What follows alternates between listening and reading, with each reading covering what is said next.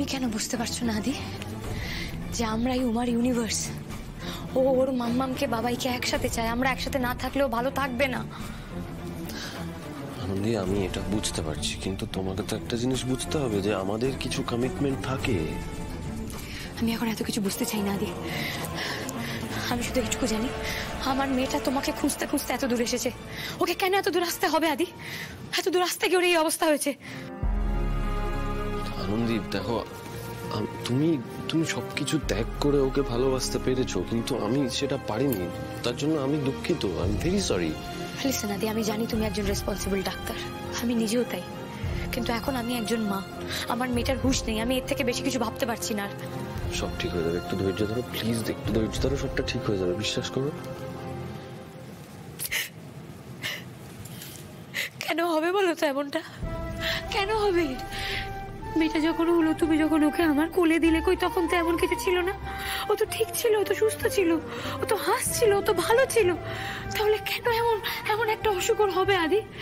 কেন, কি অন্যায় করেছি আমরা? আমাদের মেনে নিতে হবে, কি করা যাবে বলো? ও এই অবস্থাতেই আমাদের মধ্যে এসেছে, কি করা যাবে? কেন মানবো বলো তো? কেন মা দুর্গা ওকে কেন এমন একটা অসুখ দিল যেটা ওকে সারা জীবন ভুগতে হবে, সারা জীবন ওকে কষ্ট পেতে হবে? কেন আদি? জানি না, আমরা তো কোনোদিন কারোর কোনো খারাপ করিনি, ক্ষতি করিনি। তাহলে আমার কথা বাদ দাও, অ্যাটলিস্ট তুমি তো কারোর কোনো ক্ষতি করোনি।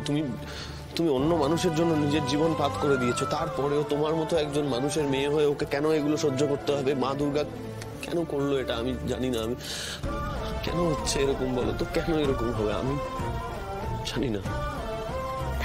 তুমি আমার কথা বলছো আদি?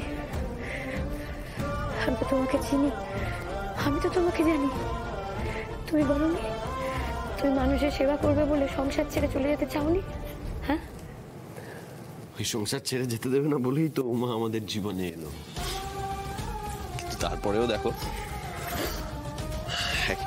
একজন ডাক্তার হিসেবে, একজন মা বাবা হিসেবে আমাদের সম্পূর্ণ সার্কেলটা কমপ্লিট হলো না পুরোটা।